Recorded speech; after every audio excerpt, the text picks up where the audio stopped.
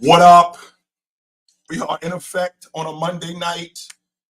What's going on tonight, ladies and gentlemen, boys and girls all over the world? We are here. Welcome to another live episode. We get busy around here. Had a great weekend of hoops. It was fantastic, I thought. Great. And we saw some great hoops. We saw some milestones over the weekend. And with all of that being said, some things got moved around. So what things got moved around more than anything? Power rankings got moved around. I was very disappointed in Cleveland, very much so. Minnesota and the Clippers were in a 97 dogfight.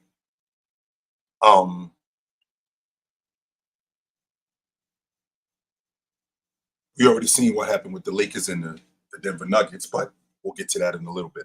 But I want to start the conversation tonight. I want to start tonight's conversation with a milestone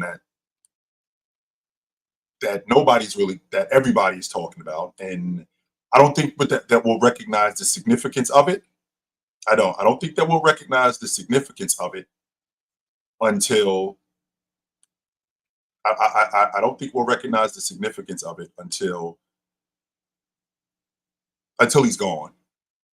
I don't think that we'll recognize the significance of James, what he did, and everything that he did, including this thing right here. I don't think that we'll recognize that. And I just don't. I don't think that we'll recognize how significant it is until he's gone. I mean, we're talking about 40,000 points, and he's not done yet, neither. And he's not done yet, neither. It's not like he's at the end, like Jabbar was, like Robert Parrish was, like Vince Carter was, like Kobe Bryant was. Like it's not like that. He's still playing at an extremely high level. And because he's still playing at an extremely high level, that 40,000 points is going to keep climbing even higher. I don't think it's ever going to be eclipsed, to be quite honest with you, because I think that we're going to get to a point where it's going to be so far out of reach that he may have to retire, because the logic is going to be, yo, man, why are you even still here? What else are you here to prove? Nobody's catching that. You know, so we're clear about the significance of 40,000 points. What up, brother Puns from Hawaii? How you doing, brother? Good to meet you. So if we recognize the significance of 40,000 points, right? Essentially, what you would have to do to just get there, to just get to 40,000 points, you have to come in to the NBA right from the beginning. There is no grace period with you. I want to make sure that we're clear on that right now. Like where Jabbar was, where Chamberlain was, where Jordan was. There is no grace period. You got to hit the ground running. Right? You got to hit the ground running right from the door. And not only do you have to hit the ground running right from the door, you have to maintain that. You got to maintain that for at minimum, you got to maintain that for 2 decades. Is that realistic? Is that realistic considering where the guys are in today's game? How much they play? How often do they play? How the game is played? So when you look at what James did, him coming into the game, he wasn't a long ball shooter. Not only was he not a long ball shooter, he didn't really know much about the game at the pro level. As smart as I am at 18 years old, I'm still not well versed on the pro game. As talented as I am, I'm still not well versed on the pro game like that. But to start right from the beginning, 21 a game, and then go from 21 to 25 a game, and then maintain that for the next 20 years on average. In order for somebody to eclipse what he's done, just in terms of scoring, you need a lot of things to go your way. So it can't just be your game. So to show up at that particular time, when the game was changing, it hadn't changed like it is today, though, but it was changing. They were in a transition. But to show up during that time, hit the ground running when it was still an adult league. Like, there aren't many adults in the NBA today. I mean, the Charles Oakleys and Bill Laimbeers, Clyde Drexler, Sam Mitchell, those guys are all gone. And when I bring up those guys, I mean vets, guys that are actually going to teach me how to be a pro. Not just teach me the game of basketball, but teach me how to be a pro, how to take care of my body, who to hang around, who not to hang around, where to go, where not to go. All of these things matter when you're playing at the next level. Because again, at 18 years old, I don't know any of this. I just came out of high school. Training camp opened up in October of 2003. Yo, 6 months ago, I was in high school. I go from that to hanging around grown-ups because it was an adult league in 2003. These dudes were grown-ups. So you hit the ground running. Not only do you hit the ground running, you're advanced right from the beginning. You avoid injury, major injury. You don't avoid injuries. You avoid major injuries. Those two things are not the same. Those two things are not the same. Injuries and major injuries. Because injuries are, knick-knack injuries like, I got a thigh contusion or I got a sore knee. What up, Boy Wonder? How you doing, brother? I got a sore knee. My foot is sore. I got a contusion on my elbow, right? I got a broken jaw. I got teeth knocked out. Something like that. To avoid major injury where I don't miss significant time. To be able to avoid something like that, that also, in addition to taking care of your body, requires some luck. It requires some luck. LeBron James had a 15-year stretch for 15 years where he averaged 75 games a season for 15 years. That's a pretty big deal, yo. That means that almost 90% of the time, I'm at work. 9 out of 10 days, I'm coming to work. 9 out of 10 days, I'm coming to work. And I'm getting to work. And I'm doing my job at a high level. What up, .com? How you doing, brother? And I'm doing my job at a high level. Then when the game changes, what up, Leaf? I understand how to adapt to the game. So from 2003 to, I don't know, let's say 2011, 2012, he was improving, but the game was changing, and it was obvious that the game was changing. The game was moving further away from the basket. The game was moving toward the long ball line. The game was moving to the 15, 18-foot range. It wasn't moving, right? It wasn't moving closer to the big man was getting pushed out of the game. With that being said, I now got to change my game. I got to start playing on the long ball line. I got to start playing more in the mid-range. Even though I could play in the mid-range, I could do that in years past, but I got to start doing that more. Otherwise, I'm not going to last. He did that, which enhanced his scoring because now I can shoot the long ball. Years ago, I couldn't do that.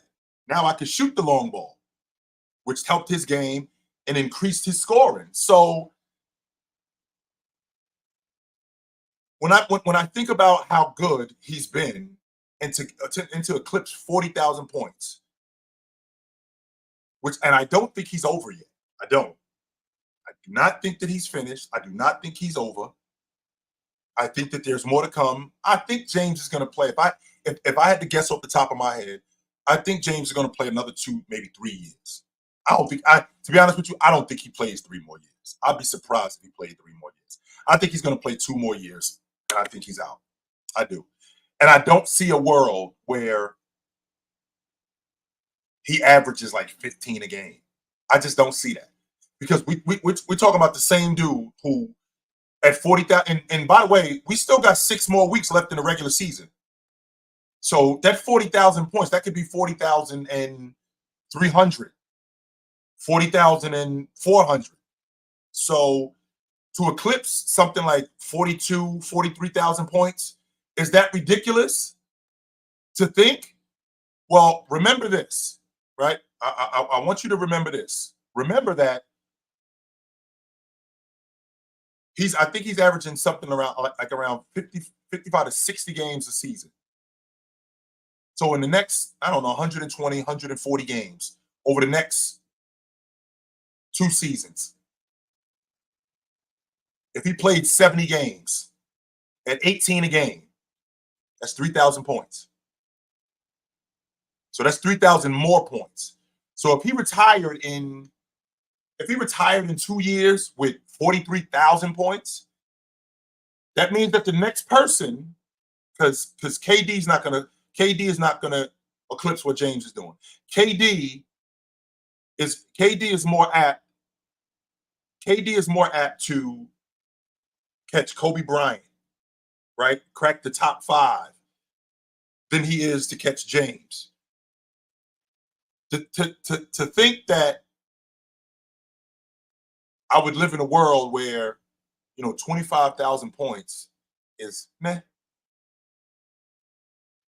That doesn't even sound correct to me. Like where we would scoff at a dude getting 25,000 points. Like that's not a big deal. Like 25,000 points, that's averaging 20 a game. If you average in 70 games, 75 games, that's averaging 20 a game for over a decade.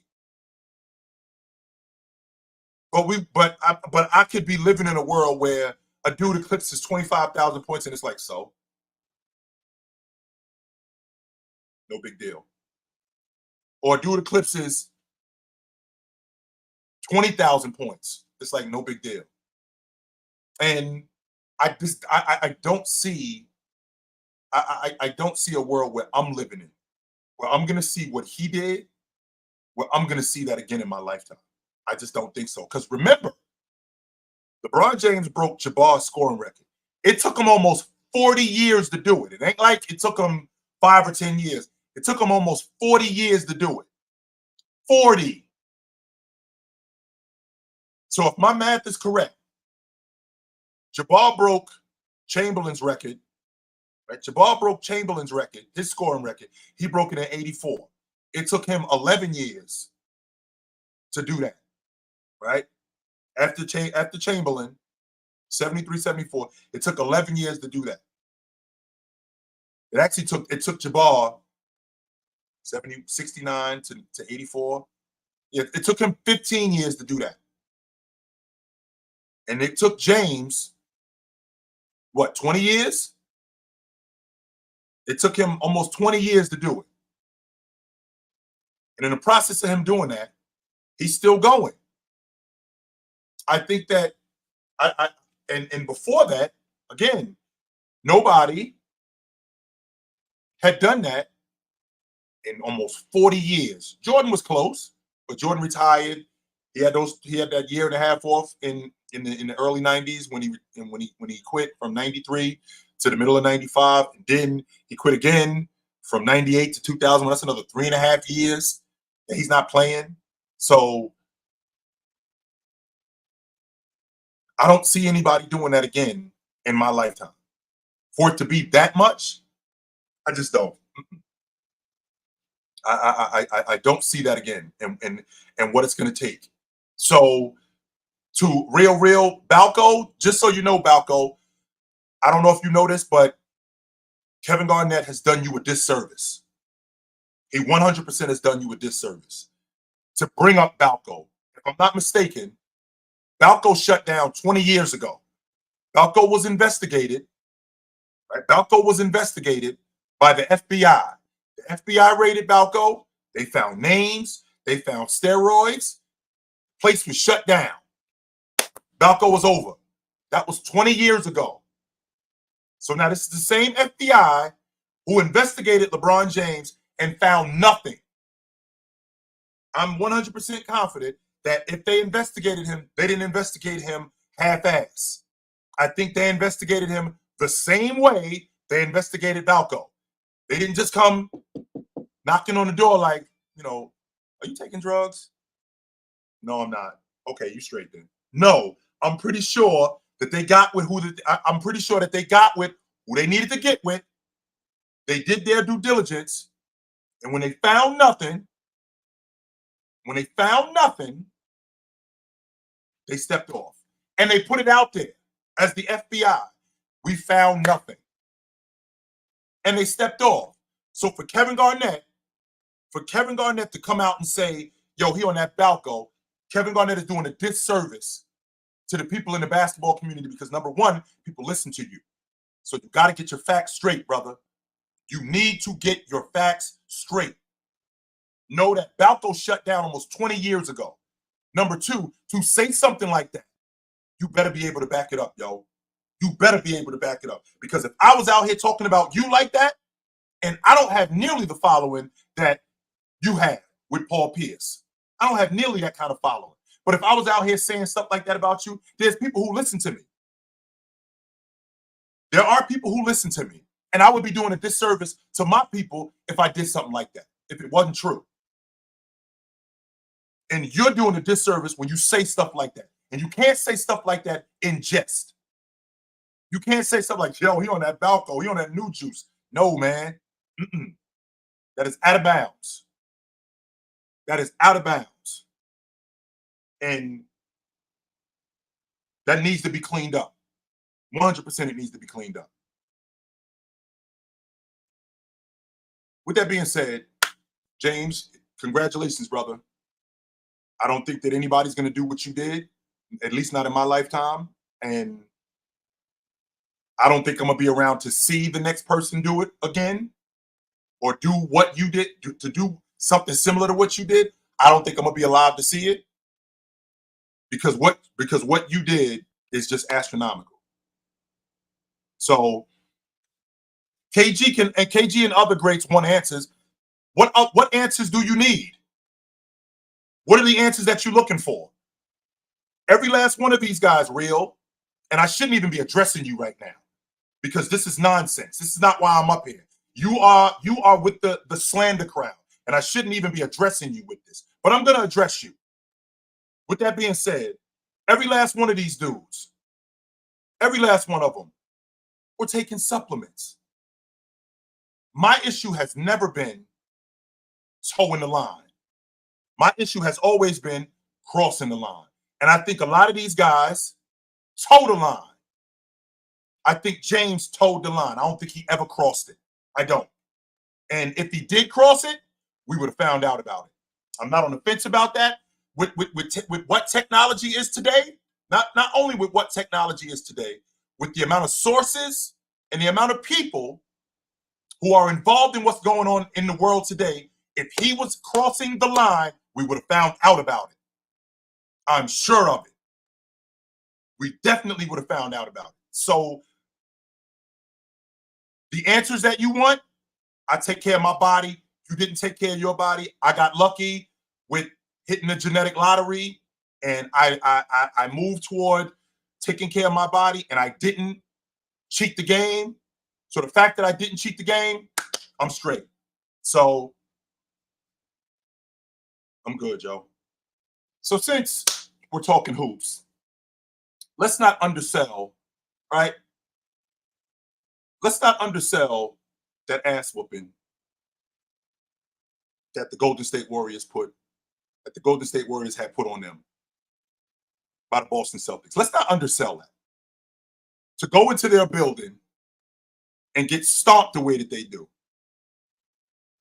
To go into their building and just get destroyed like they did. It's a testament to how good the Boston Celtics are this year. We're talking about the same Boston Celtics that have 4 5-game winning streaks. 4 of them. They've got 3 games this year where they won by 50. There's no team in NBA history who's ever done that. I don't think there's any team in the league today that has 4 5+ game winning streaks. 4 of them. I think it's 5, but I'm certain that it's 4. For the game plan to be, we're going to leave Jaylen Brown open. That's a bad game plan.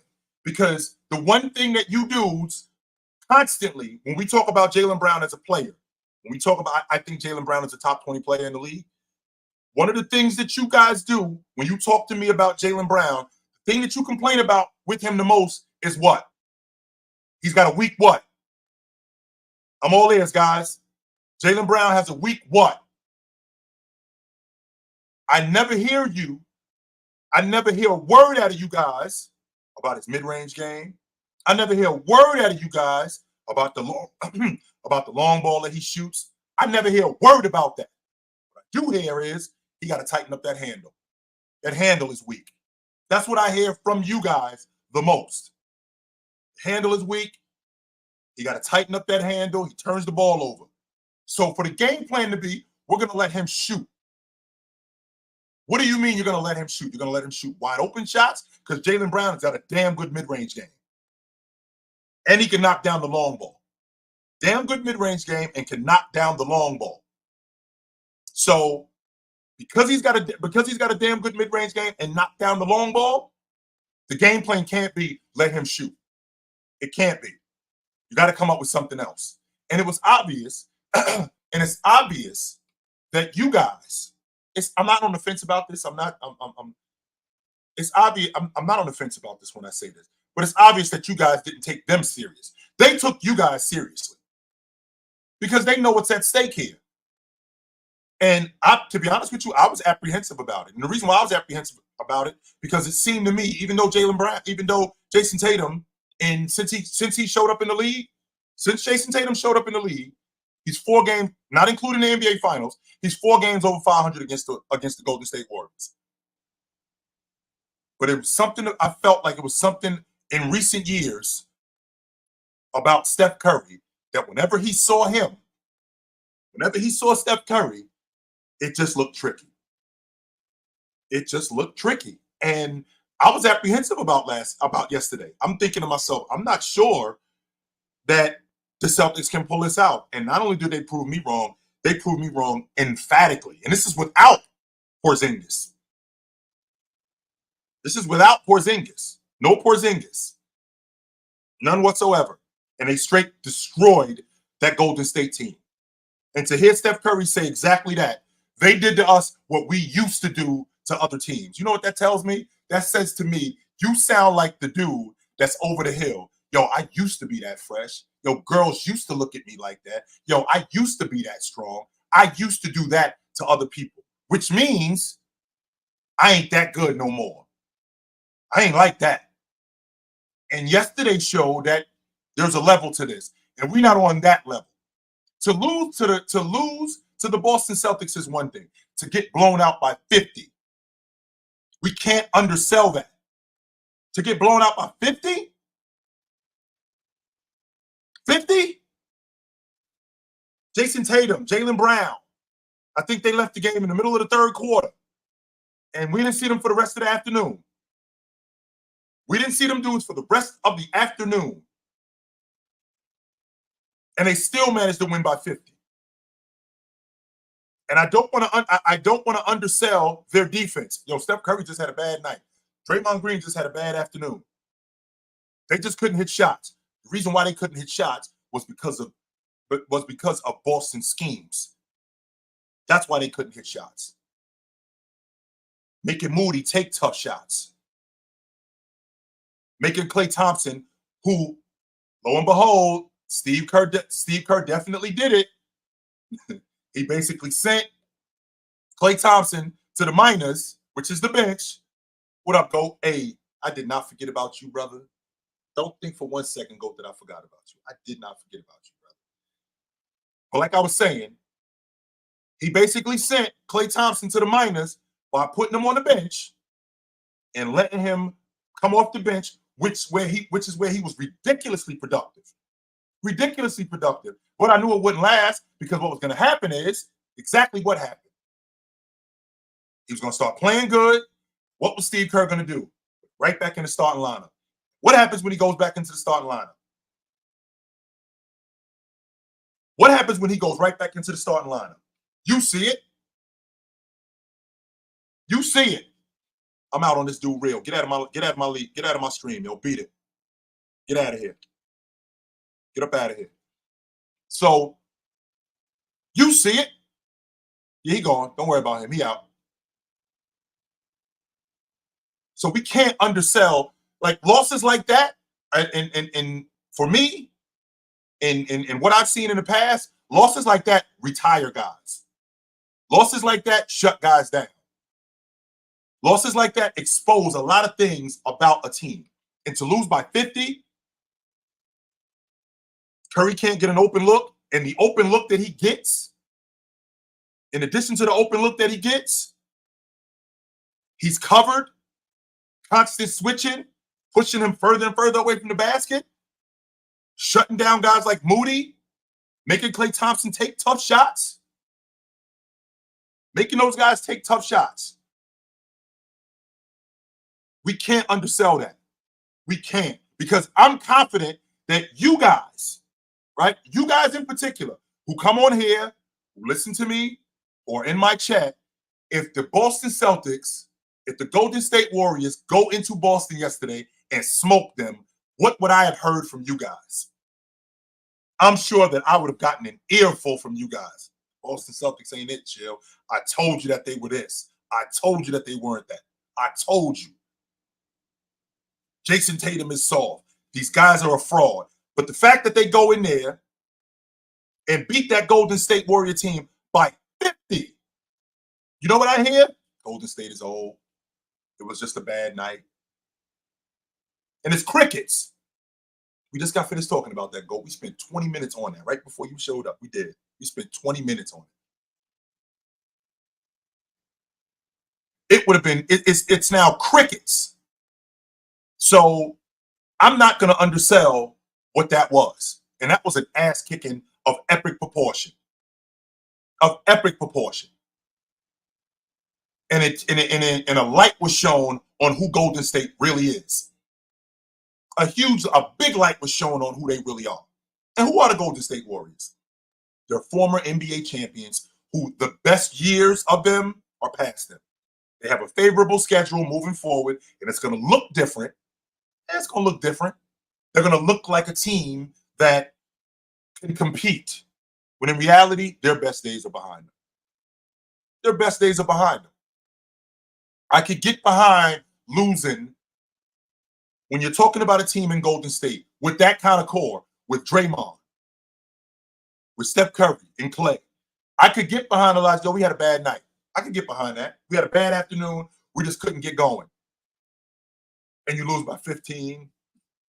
You know, we didn't really have much left. I could get behind that. To get stomped by 50. To get stomped by they were down by almost 60 at the half. At the half, they were down by almost 60. That is inexcusable. Those are the kind of games that get coaches fired and players traded. Games like that. Those are the type of games that get coaches fired and players traded. Because I've seen championship teams. I saw the 98 Bulls on NBC on a Sunday afternoon get blown out by the Lakers. They lost by 25.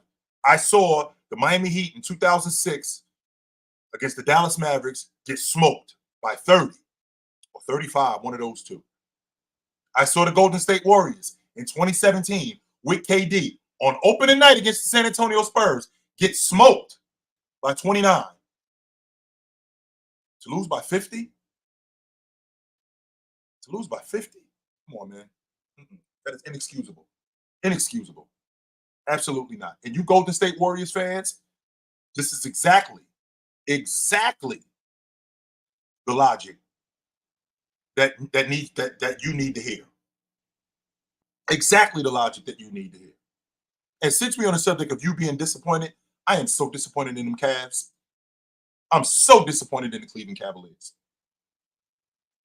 And the reason why I'm disappointed in them is because how you guys lost to that team in particular.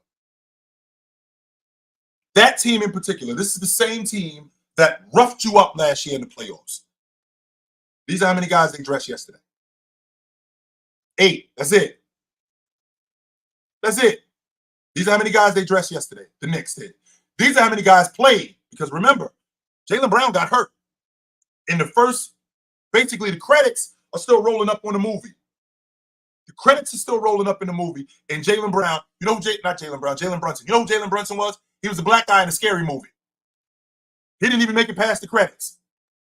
So he's out. Right? He's completely out. So now Jalen Brunson is done for the night. So now I got a backup in McBride going up against a starting lead guard who's an all-star in Garland. So what do I get? You know what I saw? I saw Jalen Brunson, not Jalen Brunson, I'm sorry. I saw Darius Garland. Darius Garland looked to me like the private school kid who grew up in suburbia America going up against the public school league kid from the inner city. That's what that looked like to me. I am going to outplay you. I'm going to outwork you. And it looked like he did. Jared Allen getting pushed around again by Hartenstein. And please don't let me forget to mention that their starting two guard out-rebounded the Cleveland Cavaliers front line. Their starting two guard. He had almost 20 rebounds. As a starting two guard, if my responsibility is Josh Hart, I got to do what I can to keep him off the backboard. Because Evan Mobley and Jared Allen clearly got their hands full with Hartenstein. Clearly. So if they got their hands full with Hartenstein and Josh Hart is going to get on the glass, I got to get on the glass too. I got to make his job difficult. Because we know Josh Hart is, if not the best, one of the best rebounding guards in the game. I don't know if there are many rebounding guards in the game better than him. Luka, Russ, that's as far as I'm going. I'm not going past that. Those two guys. So I was ridiculously disappointed in them. Evan Mobley still doesn't look at the basket like I would like him to. Still doesn't. When he's in transition, he's still going away from the basket. He did beat up on Sims a little bit going downhill. Yes, he did do that. He definitely beat up on Sims going downhill. But then we get later on in the game and he doesn't look as confident with that stop and pop, which he should be able to knock down at 6'10". 17 feet away from the basket, 15 feet away from the basket. He should be able to knock that down. That should be a part of his game by now. 100%. He should definitely be able to knock that down, and he didn't. I want to put you guys up and let you know, so we're clear, since Max Strus went off and cracked those 5 long balls and hit the 70-footer, since he's done that, in the last 3 games, 10 for 34 from the floor, 7 for 23 on the long ball. And he's getting good looks. He's getting damn good looks. Now, I want to make sure that I'm clear when I talk about the Cavs that I said I never proclaimed that the Cavs were NBA champs or they had a chance to win the NBA championship this season. You never heard me say that. And the reason why you never heard me say that is because I don't think that they can. I thought that this team's ceiling, I thought their ceiling was the East Finals. And I do think I do think that they're a team that could get out of the first round. But I don't appreciate that kind of effort. You guys have to get tougher. I can only X and O you. I can only X and O you for so long. You guys have to get tougher. The New York Knicks are tougher than you guys. The New York Knicks are more ferocious than you guys. The New York Knicks are grittier than you guys.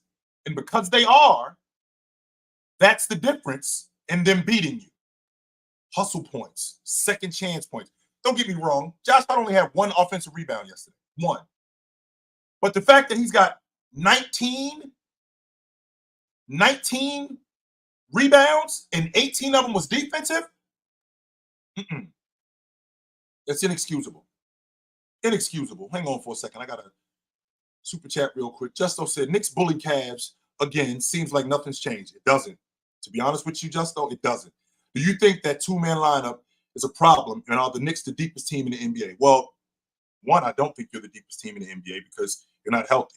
So I don't know how long Jalen Brunson is going to be out. I don't know what the story is with OG Anunoby. I don't know when Julius Randle is coming back. So, no, I don't think you're the deepest team. You guys, you dressed 8 guys yesterday. 8. And with the rotation, if you guys are healthy, we can definitely have a conversation about that. Definitely we can have a conversation about that. But as of right now, that's not a team that the Cavs should have lost to. You lost to a team with, 2 starters and a bunch of rotation guys. That's it.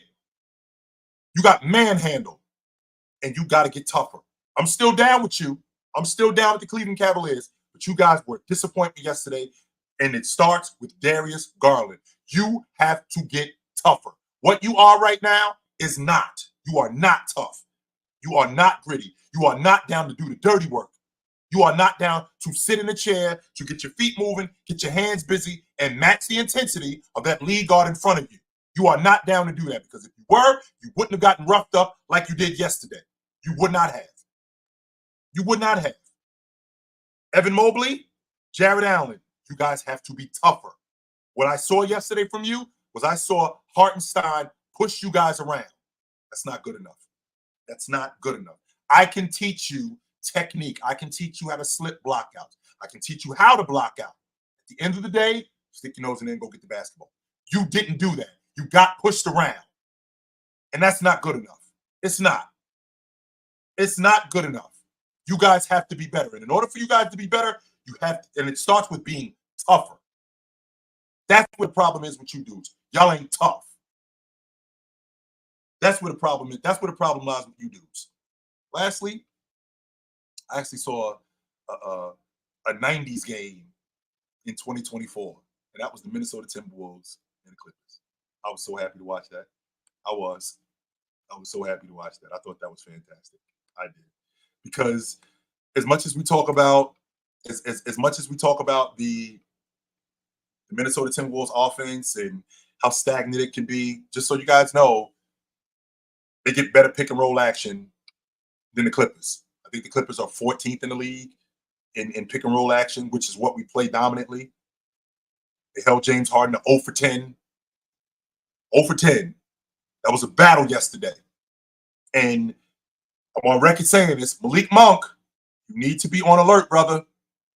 Malik Monk, you need to be on alert, brother. Because Norman Powell is coming for that best rotation player in the game title. He's coming for it. So I want to hear from you guys. I want to hear from you guys. What's going on, man? What did you see yesterday? What about James eclipsing 40,000 points? Steph Curry getting blown out by 50. The gravity that Steph Curry has for the game and him drawing the defense. Was that there yesterday? The Cavs getting smoked and just getting dealt with all the way around. All the way around. What did you guys see yesterday? Because I can tell you what I saw. I saw a Cavs team that got roughed up. Right? I saw a Cavs team that got roughed up. I saw a Cavs team that looked very similar to what I saw last year. Soft, unprepared. I saw a Minnesota team that couldn't score late in the game, but I thought that they did a great job defensively. I thought Rudy did a great job defensively. Getting on the backboard, limiting him to one shot. He can't do it all. I saw Cat do what Cat does. More than anything. I saw that. I saw Cat do what Cat does. When the lights get brighter, see what happens. You see what happens when the lights get brighter. And I'm thinking to myself, is this guy the difference in them winning and losing? He may very well be. He may very well be the difference between them winning and losing. I can't say with 100% certainty that he isn't, but I think he might be. Yeah, I think he might be. So I want to hear from you guys. What'd you see yesterday that you didn't like, that you did like? What up? Yo, what's good? What's good? What up? What I did like is I'm going on statement right now, and I'm saying the Boston Celtics is the best team of this decade so far. Mm. I think they have no holes. I think when healthy, there is nothing that a team could really do. I mean, for the Nuggets, I know everybody's gonna say Nuggets. They're the championship team, this and the third. Yep. But I think with them, it's just a more of they have a hole, and it's Jokic defensively. And I feel like that can be exploited by a team like Boston. They have the bodies to do it. They have the bodies to get around. They're a long, lengthy, defensive and offensively skilled team, which I feel like they, what I'm saying, are able to go up with the best. And just by far what I've seen, especially sure the numbers definitely prove that 350-point wins in a single season is crazy to me. 3 of them. Three of them Blowing things. So teams out by 50. That don't I include think, that doesn't include the 40-point wins. Don't forget they went to Los Angeles and beat the Clippers by 40. Don't leave that out. Yeah, they Do not did. leave that out. So Well, wait a minute. No Kawhi Leonard that night. Well, they had Paul George, Russell Westbrook, and James Harden, and they still beat them by 40. When they bring up the missing pieces, like for the Lakers game that was just played, I remember they were saying like there was no Paul George this on the third. I'm like, these are still three perennial stars on a team. If they can't get it done without Paul George, what is that telling me? Like, they're slacking with, yeah, he's a good offensive push for the team obviously, and defensively he can get off the switches, but I'm still thinking like you used to have three perennial, like these guys fit well into the system at which you are playing. Right. So for me, I think by far Boston does need to win to make this like stamps for me, and I will go on record saying that this is the best team of this decade that I've seen so far. Right. Like there's no holes missing. Also, this is more about Jason Tatum than anything. I think he's getting the bad end of the stick of being the best player on the best team. And it's weird because like I'm 22, so my career, my basketball watching came like I'd say 2005 is what I can remember the most, and it's like hard for me to really see why people are giving him so much hell for just being the best player on the best team. So that's what my take is from yesterday. That So, like you just mentioned about the Clippers not having Kawhi Leonard and they got blown out by 40. I mean, don't forget, Celtics didn't have Porzingis yesterday afternoon, and they still beat the Warriors by 50. Still beat them by 50. No Porzingis in the lineup. That's number one. Number two, for a guy in Jason Tatum, who the level of disrespect that he has to endure for being on a good team, why isn't anybody talking about what transpired over the years? Like the fact that, do you think Kawhi Leonard would have been able to win with Kyrie Irving having his worst shooting performance of his career in the playoffs? You think Kawhi Leonard would have been able to overcome that and get them over the top if Kyrie Irving did that? what version of Kawhi are we talking? Are we like using the same? Okay, let's say 19. Let's say 19 Kawhi, the one who was on Toronto. 19. You think that he gets them over the hump with Irv playing as bad as he did? That's peak Kawhi. That's I peak mean, okay. Kawhi. Question: was Irv still better than?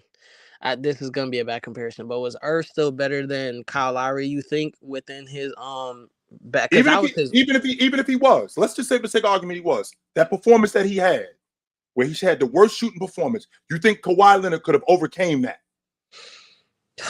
Man, I'm gonna say no. I have to say yes. Kawhi is he was just really that good. That like it was to me that was the best. That was some of the best play I've ever seen from a player. Right just now, do that with runs. that being said, what you just brought up, right? With that being said, what you just brought up, remember now, he was already on a great team, right? He was already on a great team, so he didn't have anybody play that bad.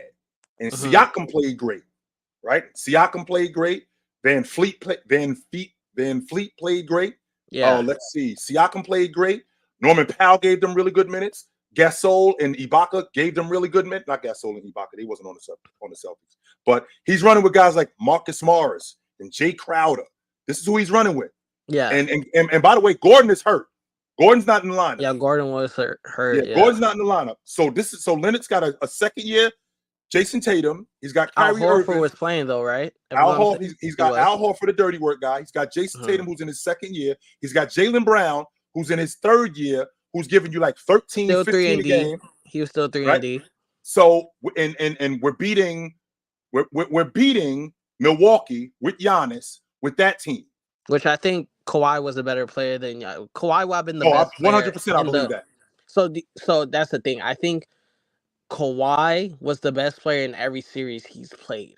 That during that time, during that duration, and I think you switch Jason Tatum with a Kawhi, which I think that's not even comparable at that time. I think Kawhi would definitely be able to win, even with Kyrie struggling. Because hear me out. Kyrie would no longer be the primary ball handler that he was within that series. Right. He wouldn't be. So I think all the Kyrie would I would even say, even if he was to struggle, which I don't think he was, because the optics would be different, because he would play way more off ball, and definitely the defensive push that Kawhi would add on to that team would definitely get them over hump. Say if they were struggling offensively 100%, but I think the defensive shift and the defensive energy that Kawhi brings to such a team, I think definitely by far they would still achieve. They would still we taking Jason Tatum off that crew and we putting Kawhi on that crew. Yeah. 100%. Still think they win it. I think win it. I'd say go further. They'd go further than what Boston. So they get past the second round. So you probably got them in the East Finals. I got them in East. Who was in East Finals that year? It was Milwaukee. 70s. Say it again. It was Milwaukee. It was Milwaukee. We're talking about in 18. We're talking about in 19. Yeah, Milwaukee. Oh yeah. Yeah. Now, do you think that they beat that Milwaukee team with that Boston team? Nah. Okay, so I'll say Eastern Conference Finals. But okay, so Eastern Conference Championship. Okay, so now what I want to do is I want to fast forward to the next year. Do you think that they beat that? You think that they beat that Miami team with Kemba Walker and what he was doing in the series? Again, Jason Tatum's gone. Jason Tatum's not there anymore. It's Kawhi Leonard. Kawhi Leonard? Oh, 100%. I think 100%. Because I think Kemba played pretty well. Like he was awful in the playoffs. He was awful. He wasn't? Yeah, I think he averaged 11 points. I think he averaged 11 my games. My bad. He was awful. I'm getting switched up. But and by the way, Gordon Hayward's gone at this point. Yeah, he is. Yeah, Gordon Hayward is gone. So I think it's just such an upgrade. I think for these last 2 years, it's finally become a conversation to where we can actually put Jason Tatum in like the best small forward conversations, where Kawhi, like you're putting a peak Kawhi. Like we haven't put a peak Jason Tatum. Would you say that any of these last years, except for wasn't the year he averaged 30? Last year. Okay, so would you say that's peak Tatum, right? I think we know. I think we're approaching the peak years. They're approaching the peak years. Yeah, while we would say 19, we say 19 was Kawhi's peak year. I think that's hard to really put Jason Tatum up against, because he's such a defensive juggernaut, as well as being a great offensive play. Like he's an offensive positive. Yo, OG, Like can he's you hear not me? a negative. Yep. So I think it's hard You are for way us to even put that. Right. You're way That's- too high on Tatum. I'm sorry. You're way too high on him. Tatum is a great player though. I think he's getting into that greatest player on the planet conversation. I I think don't see it's why it's just Not not. even close. I think Not he's even just close. I'm removed. sorry. I think he's removed from like a Why finals not? MVP. Hold on for a second. Hold on for a second, Isaiah. Why not? He's on the best team. That's it. Is that it? Because he's on the best team? Yeah, I'll take. that's it. That's terrible, isn't it? Is that He not hasn't won terrible? with it. He Come on, bro. hasn't That's won anything. terrible. He hasn't won anything. What does that mean? That like you can't just I'm with the best So looking. wait, he's on the best team, but he hasn't won anything. Wouldn't Look at his him being supporting on the cast. best team help him? Okay. right. Let me ask you this, That's such a OG, hold casual on. take. OG, That's hold on. such a casual take. It is. Let me That's ask you this. Let me ask you this. a lazy take. He's on the best team. So Jordan was on the best team. Kevin Okay, Durant was on the hold on. best team. Jordan won. Kevin Durant won. Right. And Jason Yeah. Tatum, is his career over? I watched him in the finals 2 years ago. Okay. You watched him in the finals 2 years ago. Yeah. As of today, so if he wins the NBA championship, this is your logic. You saw him in the finals 2 years ago. He didn't win. But if he and he choked, that's your logic. But if he wins this year, and if he wins this year, yo, he was just on the best team. Can you give me some legit logic why you don't think Jason Tatum, even if he performs in the playoffs, why isn't he legit? What happened last year? He got Explain hurt. what happened last year. Stop. Just don't say what happened last year. Yeah, he got When hurt. did he get hurt? He got hurt in Game 7. That's when he got hurt. What happened prior to that? What happened prior to that? He had a career year last year. He were up 3-0. Last year, he had a career year. He averaged the most points in his career. He averaged the most rebounds in his career. Okay. The Boston Celtics was at the top of the Eastern Conference, and they were on their way to the NBA Finals. That's what happened last year. OG, can I say something right quick before anybody else says? I want to say for the Jason Tatum haters that you guys don't believe he's in these I'm not hating, bro. I'm not hating. Yes, you are. Yes, you are. Because you're not giving saying logic. he's not that good. Are on Jason Tatum. He's a good player. Don't get me wrong. Okay. I'm not saying he's a bad player.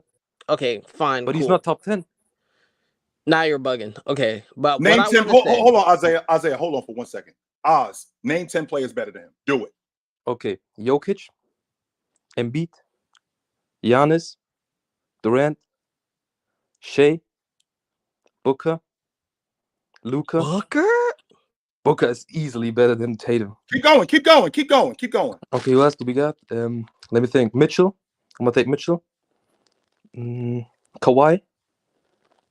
And Anthony Davis. That's my top 10. And these players, so for example, Shea, Donovan Mitchell, Devin Booker, Joel Embiid. What have these guys done that Jason Tatum has not done? What do you mean? Exactly what I just said. What have these guys done that he's not done? What are they better at? None of them had a good team. What are they better at? Did you just say none of them? Did you just say none of them had a good team? Is that what you just said? With Ben Simmons. What is he supposed to do? What is he supposed to do? You mean all NBA, all league defender Ben Simmons? Is that the dude you're talking about? Come on, OG. You know exactly what happened in the Hawks series. You know exactly what happened in the Hawks series with Ben Simmons. It's not even that. What individual you couldn't play Ben Simmons in the playoffs. Guys have that's better than Jason Tatum? You couldn't play him in the playoffs. Is better than you still haven't given me legit logic in what these guys do. What have they done without? What have they done? My logic is if you give Devin Booker, Jaylen Brown, Drew Holiday, Al Horford, who else? Derek White, he is going to win it. If you give who that? Booker, Mitchell, Joel Embiid, anyone I mentioned, especially Shea. So hold on for a second, Isaiah. So Devin Booker, this is the same Devin Booker who had Chris Paul, who had DeAndre Ayton, who had Mikal Bridges, and they were up 2-0 in the finals and lost. Okay. Meanwhile, you talk about Jason Tatum. Hold on. Meanwhile, you talk about Jason Tatum choking. Okay, hold on, G. Who played better? Okay, both lost, but who played better? Who played better? Booker or Tatum? Booker played better. Way better. Older. He performed. But Giannis outplayed him. I mean, yes, Giannis was the best player in the world that year.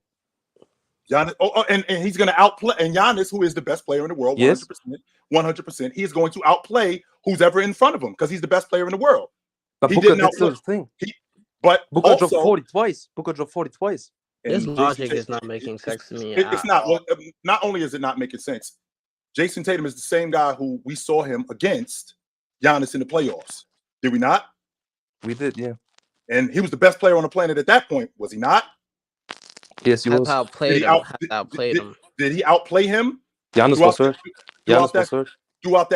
that series, Giannis was not hurt in that Bro, series. if you're on the court, Last I don't year, Giannis care, was hurt. bro. That's not true. No, he was not. No, he wasn't. No, No, he was not. No, he was not. Your logic is based solely on, this is what your logic is based on. Your logic is based solely on the NBA Finals. You're not talking about how he improved every year. You're not talking about what he did to improve every year. You're not talking about how he improved his team every year. You think that if he gets off that Boston Celtics team, they're still rolling like that, which they are not. Brad Stevens improved the team. He got Porzingis. He went out. He got Drew Holiday. Like, just think about it. Tatum was drafted in the best position you could ever imagine. Booker was drafted to the worst team. Luka got drafted to the worst team. Embiid got drafted to, I think, 20-win team. Like, right. Tatum was drafted the best team you can imagine. Oz, can I ask you a question? What individually? We're talking about individual player. You're saying that you said that Devin Booker and then you said Donovan Mitchell. Booker's way better. Can you please explain to me individually as a talent, what do they do better than Jason Tatum? You watched Booker last year in the playoffs? Bro, I'm asking you, what do they do individually better than this man? Just give me something. Give me something of Booker's a better scorer. A skill. Booker's do a better they scorer. shoot better? Are Clearly. they better post game? Are they better defensively? Team defense, one-on-one defense. Booker's a better scorer and Booker's a better shooter. He's a better scoring shooter. Yes. That's just because you say so. You're not giving me any logic. You're not. Oh, on what? You watched? Go ahead. You didn't watch Booker last year in the playoffs against Denver? I did watch Booker last year in the playoffs. Yeah, he was on a historic run. You know that, right? Yes, I do. He was cooking. He was cooking. He was phenomenal. He was crazy. Yeah, he was cooking. I won't argue that, but I also will. But I will argue what Jason Tatum did to get his team where he got his team. You are taking. I will argue that. And you're taking a small, and not only is he taking a small sample size, you're also leaving out guys like Joel Embiid, who you said Joel Embiid's team wasn't. He had Anthony Davis, or he had Ben Simmons. Why are you leaving out the fact that he had Jimmy Butler too? 1 year, he was there exactly 1 year. And Devin Booker is sitting by one of the greatest. And what? Hold on. What did his front office do? You don't think that his front office extended Tobias Harris instead of Butler? Just think about it. The Boston Celtics would never do something like that. Never do what? Extend Tobias Harris over Jimmy Butler. That still has nothing to do with what he had. Yeah, that's so now you're blaming Jason Tatum for good GMing. That's what you're doing. I'm not blaming him. That's exactly what you're doing. That's what they're doing. They're killing his chances. No, I'm a victim of my organization doing a good job building the unit around me. No, I'm not saying that. That's exactly what you're saying. You started the conversation when he's on the best team. Well, how does he get on the best team? Yes. It wasn't like he just jumped on the best team because they weren't. He got on the best team and they continued to build that unit around him. Don't act like Jaylen Brown didn't average 20 a game until year 4. Don't act like Kemba Walker was garbage in the playoffs. 6-7 years with a building team. They were building the team. Don't act like that was building that team. But you're going to tell me guys like Marcus Morris, Jay Crowder, guys like Al Horford, who are good dirty work guys. But we still need this guy in order for us to win. You're going to tell me that he still had the best team. He had a great team, no doubt. But he had a lot to do with what they were doing. There's a reason why they won the Eastern Conference Championship or in the NBA Finals. There's a reason why they were doing that. And it was largely due to him. Don't forget, Jaylen Brown got hurt in the playoffs in 2021. Why are you leaving that out when he scored 50 on that Boston Celtics team? Don't leave that when he scored 50 on that Brooklyn team. Don't leave that out. And he scored 40 in the closeout man for having a great team. Don't leave that out. That's very important to mention. Isn't the best team yet? Marcus Smart. This is crazy. A defensive player of the year. Like Devin Booker had an all-league guard in Chris Paul. Wow, he had Chris Paul. Congrats. What? Oh boy! Oh boy! No, there's no way. I'm out on Oz. There's no way. There's no way. We're good. There's no way he just. All right, what's killing me about this is that JT he's really getting killed for having a great team. This is crazy. This is incredible. Trust me, I don't have them in the greatest conversation. He's top 5, But I feel like once you hit that 3 spot, that's when we could really talking about you being the greatest on the planet. But this is crazy that he's in. Aren't you supposed to make the best team? Isn't that the whole consensus for not only to have the best players, to have the best team? You gonna get mad at me, right? You gonna get mad at me. You'll get mad at me for my team building a good team around me. That's my fault. I'm good, Joe. Hey, Isaiah, good to talk to you, brother. I appreciate you, my man. No doubt. This is incredible, man. You're gonna get mad at me for building a great team around me. Give me a break, yo. Hey, listen. I owe this man an apology. And I apologize. I was supposed to be somewhere and I wasn't there, and I gave my word. That's all me. I apologize for that. 100%. That's all me. It's all love, man. Oh, gee, I appreciate it. I apologize.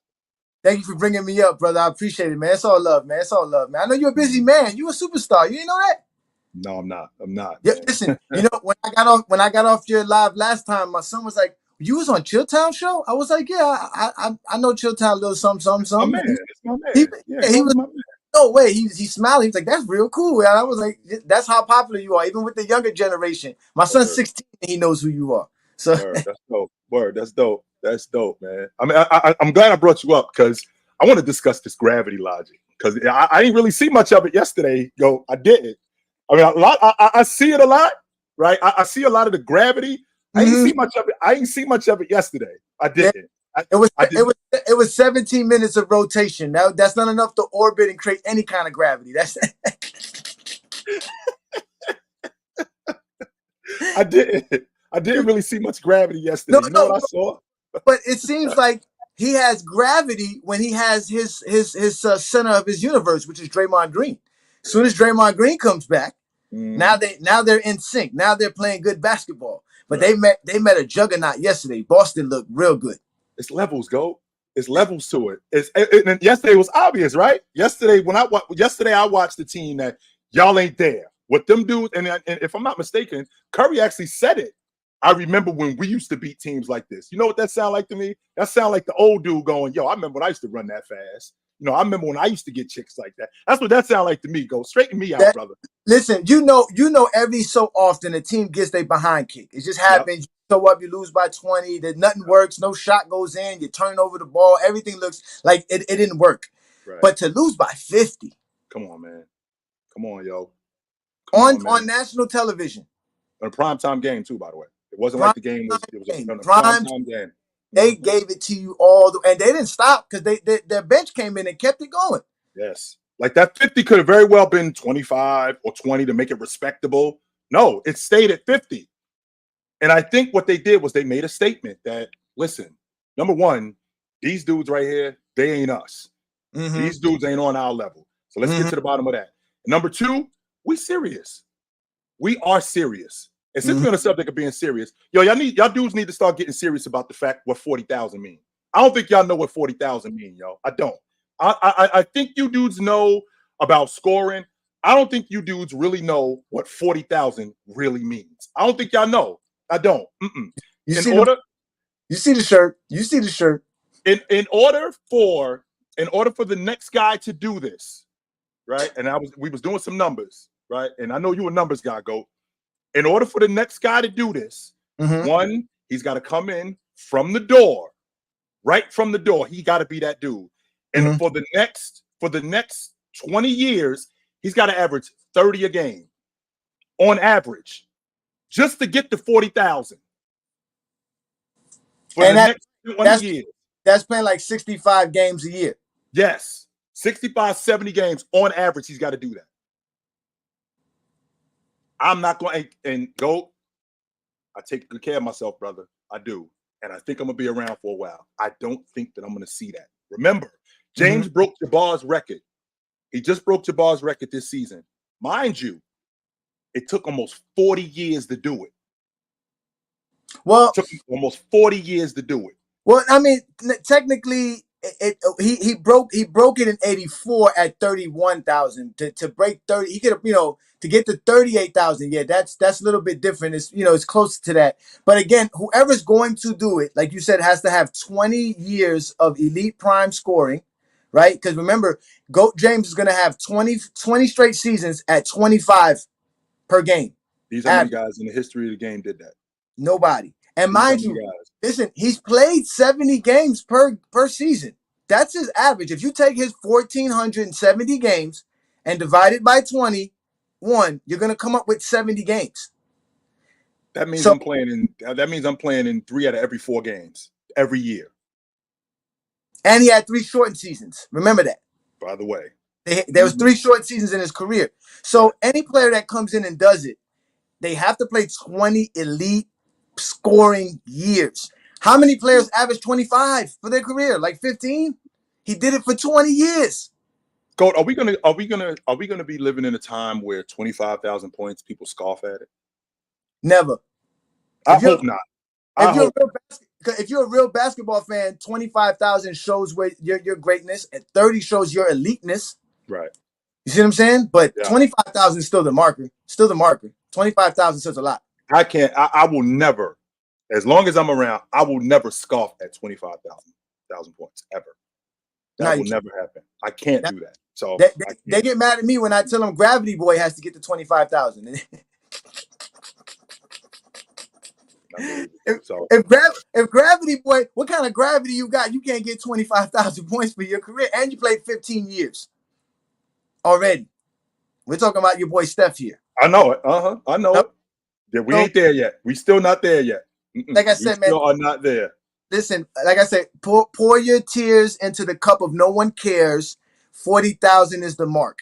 And he's going to surpass that. He's probably going to go up to 42, 43, maybe 40. I think it's going to be 43. That's what I think it is. I think it's going to be 43, and I don't think anybody's going to touch that. Listen to these numbers I give you. It's going to be 40, 11, and 10, 20, and 20.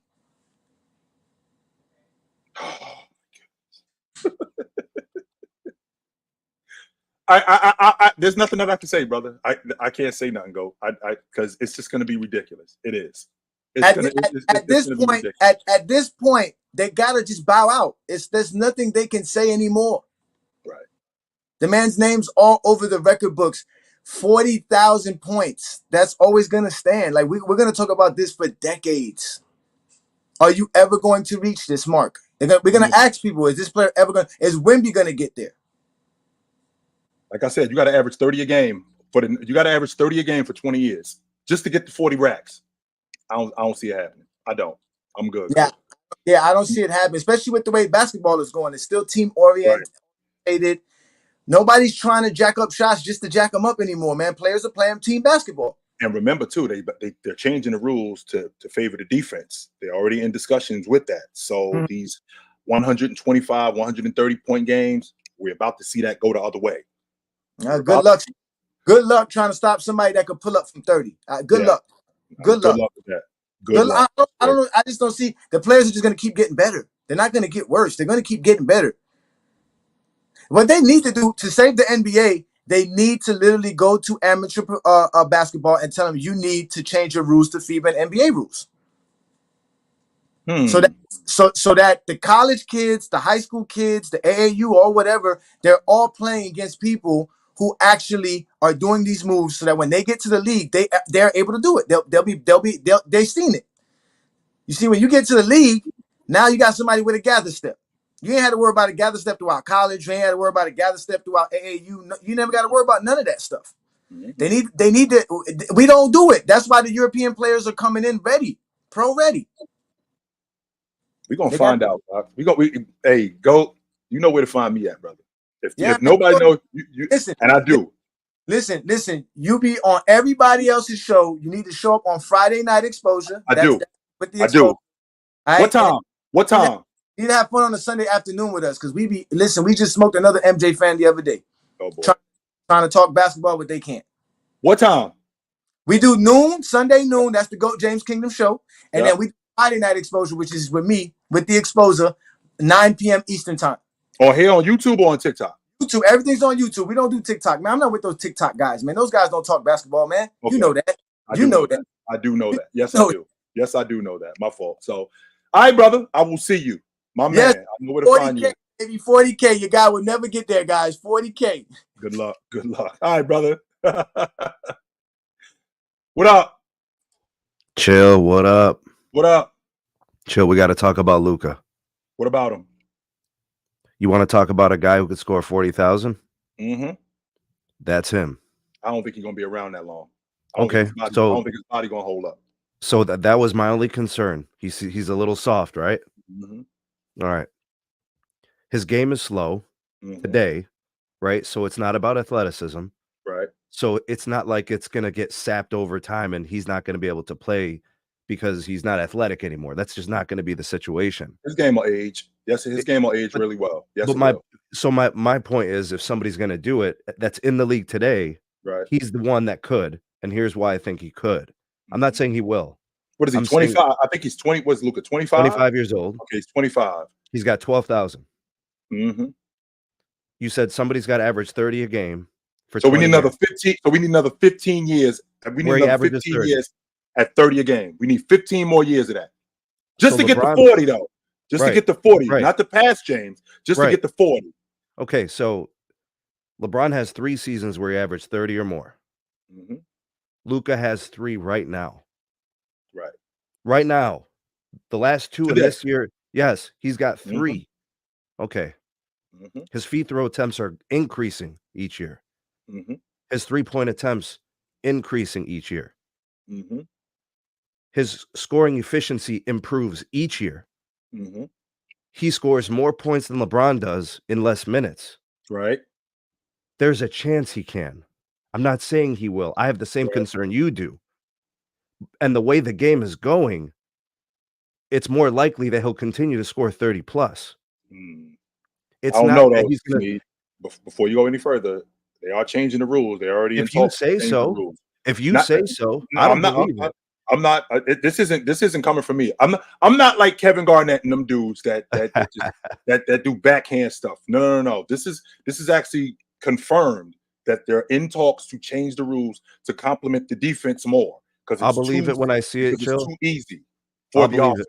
I'll believe it when I see it, because to me it's lip service. Yep. I'll believe it when I see. I just have to see it. Once they do that, then that's it. We can start adjusting our trajectories. Right. He's playing 65 games, 70 games a year. Okay. Right? So all the metrics that you were saying, so far so good. Mm-hmm. He's hitting those metrics. My only concern is year 15, 16 is how is he built? That's LeBron's. The 40,000 from LeBron is his physique. It's his physiology. Right. He is a true Iron Man, playing 70 plus games every year. I've seen him turn his ankle. That would have been done for a month. For a month. I would have been done for a month. Chill, you wouldn't have seen me for 6 months. Yeah, he should have been done for a month. He got up, took the free throws, and kept playing. He came back in the second half. He was just fine. Straight up. Against the Clippers. Yeah, it was against the Clippers. I remember that. That's where his record comes from. Right. It's the fact that not only is he prolific, it's the fact that he just keeps going. He has deep postseason runs every single year. So I'm glad you brought that up, Sneed. So what evidence has Luka given you that he'll keep going? That's my concern. That's the only thing that'll keep Luka from getting to 40,000 is he doesn't make the deep playoff runs. See, here's the thing, Chill. You age in the off season. A season is a season. So if you're playing through game 7 of the NBA Finals at that same age, you're aging over seasons. So him playing extra games in a year, that helps LeBron. Yes. Yeah, but he's playing and he's racking up points at 30 a game. But those postseason points don't count toward the regular season points.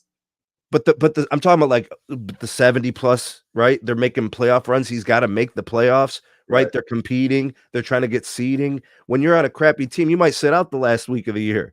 That could happen to Dallas a couple of times. That could happen, right? There's a situation. Is it possible that Luka could do it? Just like you talked about, what you need to see the NBA. I need to see what Luka's going to look like in another 5 years. That's what I want to see from Luka. But he's the only one. But he's the only one in the league today. I want to see if that passion is still there. I want to see if that drive is still there to keep going.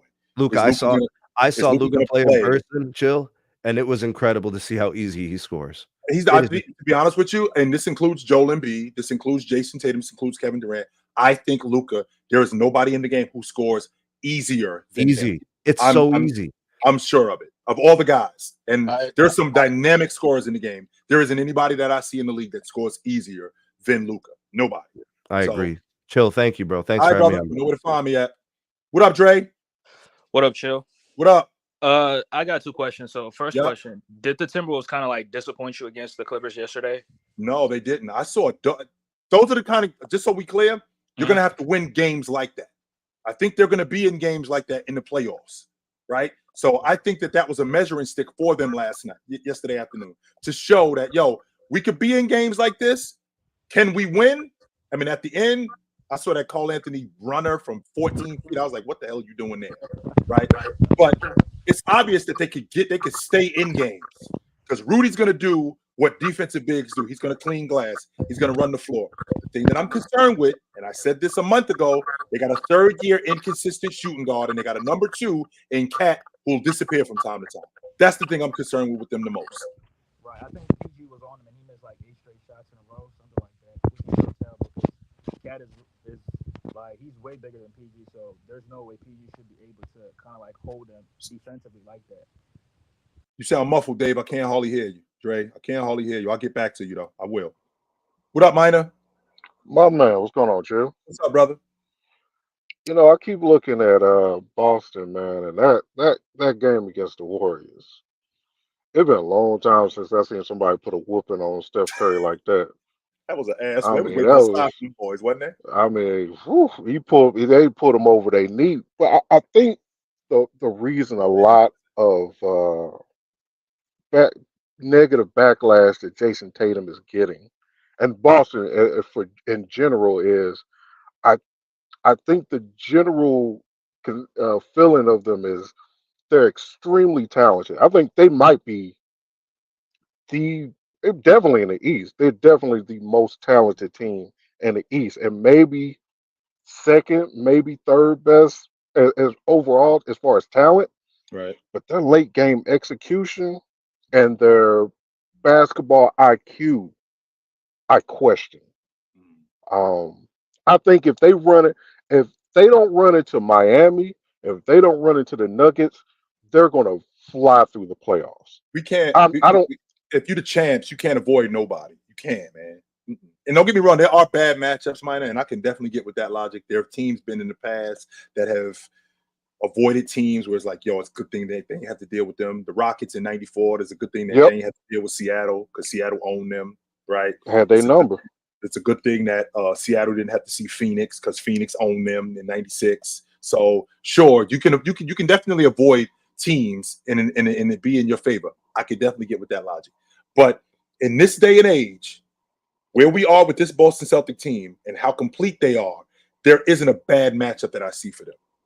Because I think that they could play with anybody. I don't. Now, I think that your issue with them is you still see them dudes that you saw 2 years ago. You still see that. Even with the additions to what they had. From what I listened to from you, I just get this vibe that you still see what you saw 2 years ago. I don't see enough executional improvement, especially late game, that makes me go, okay, Jason understands that if I ain't got the ball, if I'm not scoring, I can affect the game in other ways. Same thing with Jaylen Brown. Both of those brothers are excellent scorers. They can get it off the bounce, mid-range. Jason can post up. Jaylen, excellent catch and shoot. But can they affect the games in other ways? Can Jason go, man, you know what? I ain't got it tonight, fellas. But you know what I'm going to do? I'm going to facilitate and I'm going to lock up their best player. Can Jaylen Brown go, let me get in there and help out Porzingis and Al and grab these boards to keep Miami and Bam off the boards so we can get second chance points? I think they could do that. I do. To be honest with you, I think that if that's what it takes as a collective unit, I think that they could do that. I couldn't say that. I couldn't say that 2 years ago. I could say that today. I do. And I agree with you, Chill. I think they can do that, but I don't know if they're going to think that way when the appropriate time comes. Right. If Missoula doesn't point that out, there's been plenty of times this season where I'm looking at Jason and he has a smaller man on him and they keep putting him on. I'm like, if you don't get in the block and dominate that little dude and force them to double team and kick it out, kill them. But he doesn't do that. He'll take a step back three, or he'll pass it off instead of attacking a smaller defender. That's that. I think that's, and I don't know if that's Missoula or if it's just nobody is telling him to do that. Where I know LeBron is going to attack. Paul George would attack. Kawhi would attack. They don't worry about necessarily trying to stick to the game plan that the coach necessarily planned out for them. They understand that I have to make adjustments while I'm on the court. I don't know if they have that kind of forethought. You know what I mean, Chill? That wherewithal, right? I get that, but I think that this is a different unit. I do, man. I think this is a different unit. I think they're more experienced. I think that they're smarter. I think that they are more prepared than what they were. Now, you're not seeing the '96 Bulls, and the reason why you're not seeing the '96 Bulls is because you already seen the '93 Bulls. You already seen Jordan do it then. Now, if the Boston Celtics would have won the NBA championship last year with what they're doing this year, mind you wouldn't even have a question of whether or not they was winning the NBA championship. Absolutely. You wouldn't even. But that would have mean they would have executed against the Denver Nuggets and bumped them. And when you're talking about executing, especially down the stretch. Oh man, Denver is nasty because they not only if the first action don't get you, the second one will. If the second action don't get you, the third one will. If the third one don't get you, the fourth one will.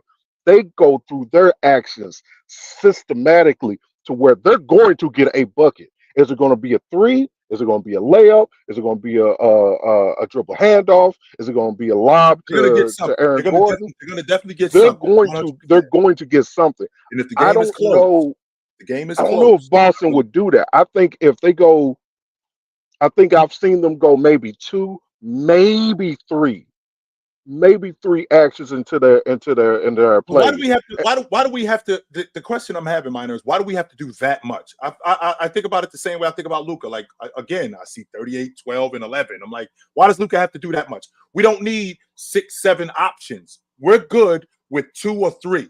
That's it. We're good enough with that. And I think that with Boston's offense, I think that they clearly have enough.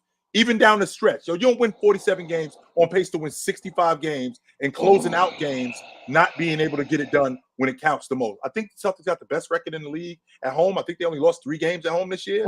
Yeah, they got the best record in the league. And with that being said, Minor, remember, this is the same team that we're talking about who was in the East Finals last year, who was close to doing it, and the year before they was in the NBA Finals. If this team won the NBA championship last year, you wouldn't be having these issues because they're doing the same thing. They're doing the same thing. Now it's just a matter of getting over the hump. That's it. So I would say they're doing better. I would say they're doing better than last year. But they're still doing the same things. They're just doing them better this season than they were last year. They're doing the same stuff. It's not like they're doing something different. They just got Porzingis, who's stretch 5 now, right? They got more offense on the block. They got more offense in the interior, right? They got the same point guard that they had last year, except a better version of it. Except a better version of it. So everything that we got, we doing the same thing we was doing last year, just upgrading it. So we gonna find out. I'm really hoping that come playoff time and at the end of all of this, we having a different conversation. And this Boston Celtics team is who I think they are, man. I'm praying for health in these playoffs. I want to get rid of a lot of the talking points that people have been sitting on. The KD logic, the Kawhi logic. I want to get rid of all them talking points. I want everybody to be healthy so we can really see. You know, I was watching I'm Gonna Get You Sucker last night. Boston reminds me of Isaac Hayes. Remember the scene where he got all the guns and he loaded? That's Boston. Boston is loaded up, top to bottom. Yeah. But man, if they slip on something, it's going to be over. And that's them. That's them. That's all they're going to take. One little slip up and they're going to be done. If they slip up against Miami and Jimmy smell blood in the water, he going to attack and it's going to be over for him. So, now, as long as I'm going to tell you, Chill, as long as they don't play Miami, they're going to I actually want to see Miami. I do. I Oh, do. no. I want to see them because the thing that's bugging me out with you, Minor, is it's not like they ain't beat them. They beat Miami. Ooh, They beat Miami. ooh, Let's not act like Miami's just been running through them. They beat Miami a year ago, ooh, 2 years ago. They ooh. did beat them on their home floor in Game 7. They did do that. So I'm just saying, brother. Man, I gotta move, brother. But good to I talk know, to I you. know, I understand. Good to talk to Always. you, brother. No doubt. What up? Can you hear me? Yep. What up? Chill. What up? I think that let's be honest. Let's put the cards on the table here, Chill. Let's be honest as to why people are disrespecting Jason Tatum. I don't think it has to do with his game because his game is fantastic. I don't think it has to do necessarily with that. I think it's because of the jersey he wears. It's the team that he plays for. If he was playing in Atlanta, he wouldn't be getting this kind of heat. Exactly. If he was It's the playing in fact that he is Phoenix a or Celtic. Minnesota, yeah. Like nobody likes it. Nobody likes it when dynasties start to play good. Nobody likes it. Nobody liked it when Tom Brady was winning championships on the Patriots. Nobody liked that. Now everybody's happy that he's gone. It's the same logic with the Celtics. Nobody likes that now they're rolling. They might actually win it. They might actually go back to winning like multiple championships again. Nobody likes to see that, right? Nobody wants to see that from the Celtics, and they're going to do the same thing if the Lakers get a really good player as well. They're going to be saying the same thing. Mm-hmm. But I want to go back to this Golden State Warrior team, Chill. I want to get your thoughts on us absolutely dominating the Golden State Warriors. You heard what I said, yo. You heard what I said. I just got here, actually. That's the kind of game that gets that game yesterday afternoon is the kind of game that get coaches fired and players traded. That's what kind of game that is right there. Seriously? You could lose by 20 because it's obvious that that's the standard. We ain't there. You heard what Steph Curry said? I remember when we used to do that. That sounds like an old dude saying, I remember when I used to run that fast. I remember when I was that good looking. I remember when I used to bag chicks like that. I can't do that no more. We ain't that no more. And yesterday's game, losing by 50, you can't undersell how important that is. Losing by 50. Understand what I'm telling you? Down 44 by the half. Down 44 by the half. They were down almost. They had them almost 60 in a hole, yo, at one point. Yeah, almost 50. They were up 58 at one point. It was a reality check for the Warriors. That's exactly what it was, Vinny. Like, you know what? Whatever we doing around here, it ain't working because we ain't close to that right there. We not. Chill. You know what I really loved about that game is that you talked about this on Chill with Chill, where this game was going to signify if Jason Tatum could get over that mental hump of beating Steph Curry, and he absolutely proved everyone wrong. He can get over that mental hurdle of getting past Steph Curry. He absolutely can. I've seen a lot of growth. They put Jaylen Brown on Steph Curry, someone that we know that Steph Curry has struggled with people who have length and athleticism. That's exactly who Jaylen Brown is. They had not a single shot that Steph took was not contested by at least one person or two. Like, this Boston Celtic team was fantastic. I'd like to see them do this on Thursday, though. That's really the signifier there. Is can they get past the Denver Nuggets? Can they actually beat the Denver Nuggets? That's really a team that I'd like to see them beat. I can deal with that. So, hey, Joe, I got to go, brother. Good to talk to you. All right. Yep. What up, Vinny? What's up, Chill? Great show as always, man. Yep. Speaking of what we watched yesterday, man, I was watching that Pacers and Spurs game, and I was thinking to myself, did people jump the gun too early with this Halliburton stuff? I mean, I think he's averaging like 13 a game, post All-Star break with 9 assists. I think over the last 4 games, I think he's 9 points, 8 assists over the last 4 games. Something crazy like that. Yeah. But I was just thinking to myself, like, did people jump the gun too early with that, trying to crown him as like he's going to be one of the best point guards soon? Yes, 100% we did. Yes. And that's the kind of culture that we live in. When we see a guy doing something awesome, immediately it's, yo, this guy is awesome. And nah, chill out, man. No, I think I'm good. I think I'm straight. So I think that he's going to get back on track, but I'm not jumping the gun anymore. He does signify the lead. He does signify the lead guard of the future, but let's chill out on the Stockton and all of that stuff. Let's chill out on that. I ain't going that far. On the other side of the basketball, man, Wembanyama. Wemby's going to be the best in the next I'll give him 3 years tops. I think he'll be the best defensive player in the game. Man, I think he's 5 blocks a game post All-Star break or something like that. Something crazy. 24 and 11. Yeah, 24 and 11. Mm-hmm. Just something crazy like that. But I'm watching that game and watching that team. And what do you think is the most ideal move for them to advance the timeline since we're seeing Wemby's ready to really compete, in my opinion? I think he's ready for playoff time already, but it's just the team isn't ready. I don't know if they should dismantle the whole unit or maybe keep a few pieces, maybe go after a star. A lead guard. That's the only thing that they're missing. A lead guard. They get a lead guard. And they don't necessarily have to get Trae Young, but if they were to get Trae Young, I think that they make the playoffs outright. I don't think they're a play-in team. I think they're a legit playoff team because he gives them a dynamic that they didn't have. He gives them a distributor.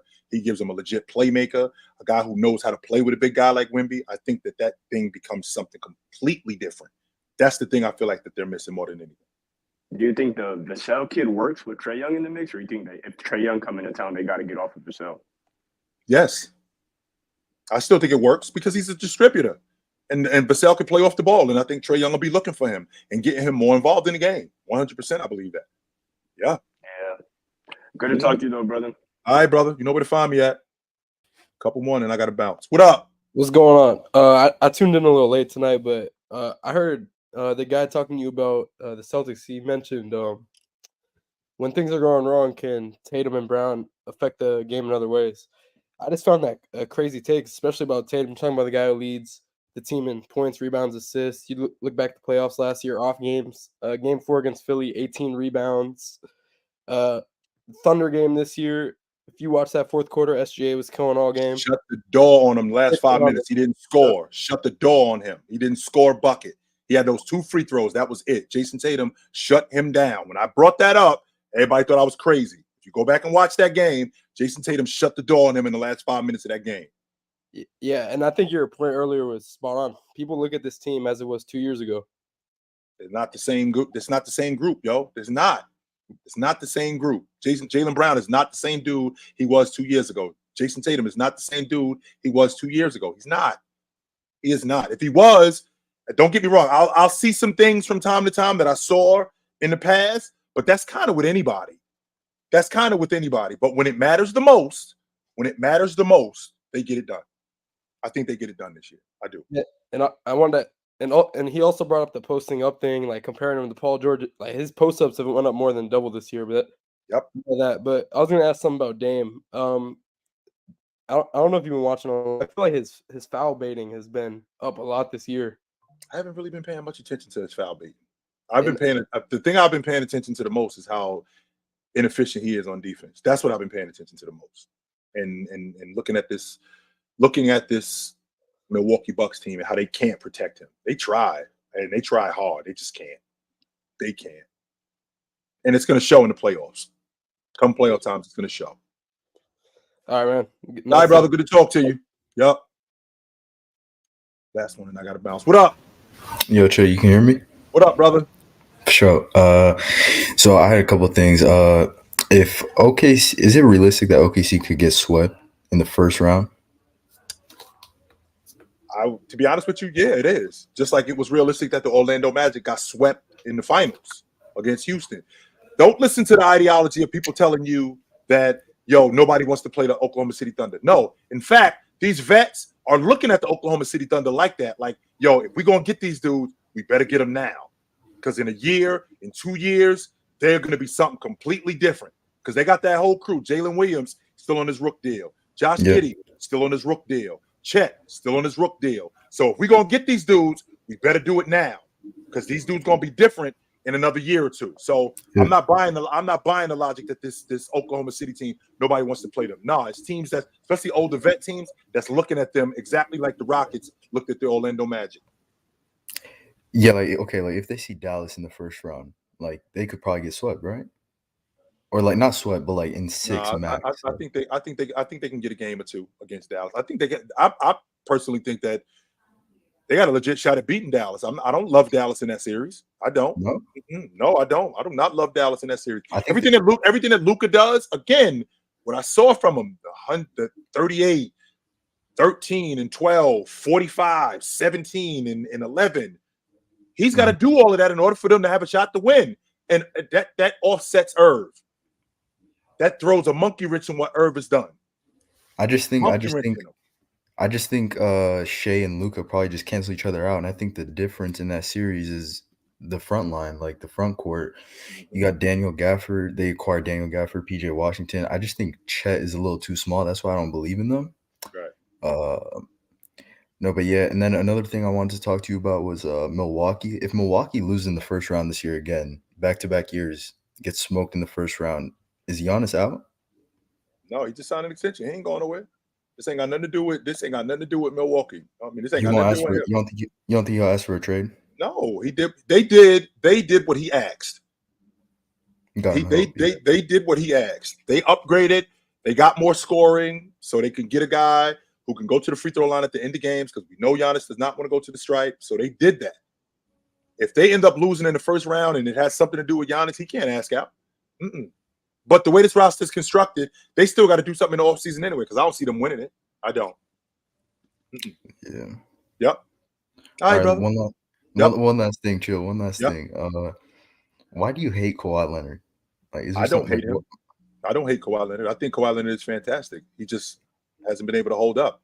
And the years that I've seen him, they basically been teasers. So let's rewind the clock. When did Kawhi Leonard become elite? What year do you think he became elite? 2015. Okay, so that's an elite season. 15. So 14, 15. Well, what do you mean elite? So the year after he won the NBA Finals, Finals MVP. The year after that, the 14-15 season, he was elite. Well, it depends like what you mean by elite. Like defensively, he was elite in 15, but I don't think he was an elite player. An elite player. Okay. He wasn't an elite player in 14 when they won the NBA championship. He wasn't there yet. No, I don't think so. I think he was on his way to being there, but he wasn't there yet. I agree. So I agree. So you think 2015. You think okay, so 14-15, that was an elite season. 15-16. 15, 16, 16, 17, 18, 19. 18, 19.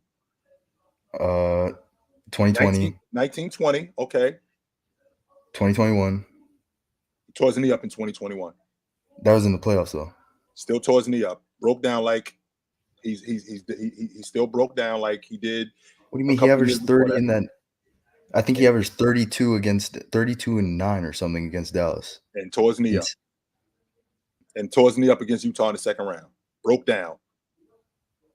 And then the next year he misses the entire season. And then last year, right? Then last year, what do I get? I get him playing. They're ramping him up for the playoffs, and then he plays in the playoffs, and he looks like he could possibly be the best player in the playoffs. That's what he looked like early. He looked like I'm watching him. I'm watching him, and I'm like, yo, this might be the best player in the playoffs. What happens? He breaks down again. So the numbers that you just gave me 5.5 elite seasons over the course of he's been in the league since 11. So we're talking 13 years. That's what? Once every 3 years he's elite? Yeah, but this is my problem with it though. It's like because I know you have John Stockton over Kawhi, right? I do. That's just like the longevity. Yes, argument. That matters. That better basketball player stuff that doesn't work with me. That doesn't. That does not work with me. You being better at basketball, that does not work with me. Because Kobe Bryant is better at basketball than Chauncey Billups. He is better at basketball than Paul Pierce. Mm-hmm. So that better basketball player doesn't work with me. It doesn't. Yeah, I got you. Real quick. Do you see Denver and Sacramento? Because right now, Denver would see Sacramento in the first round. Would you see like an upset potentially, or do you think they handle them? I think they handle them dudes in 5 games. You don't see like Sabonis giving them a problem or no? He will give them a huge problem, but Joker gives him more of a problem because they run that offense in Sacramento very much like they run that offense in Denver. And a lot of dribble handoffs. Joker does more than Sabonis. That's the difference. And he's going to clearly outplay Sabonis. So, but do you worry about Jamal Murray's health or no? Yes, I do. Yes. Like he just came off of a crazy run. Like I don't think people understand like what he did in that playoff run last year. No, I do. As good as Jokic was and Michael Porter Jr., Aaron Gordon, everybody on that team, like I don't think people realize how much work Jamal Murray put in. Yes. He was playing like 40 minutes a night the whole playoff run. Became one of the better tough shot makers in the game and was averaging, I think against the Lakers, I think he was averaging something like 30 a game, 32 a game, something on crazy like efficiency. Yeah, he was on fire in that series. So, and this was leading up to, who he was, but we also got to take into consideration he broke down towards knee up in 21, right? He got hurt this year. So, I mean, I do worry about injuries with him, but ultimately, I already seen them do it. So because I've seen them do it, I gotta go. I got to err on the side. I don't have to err on the side of caution with them because I already seen them do it. So I agree. Right. Good to talk to you, brother.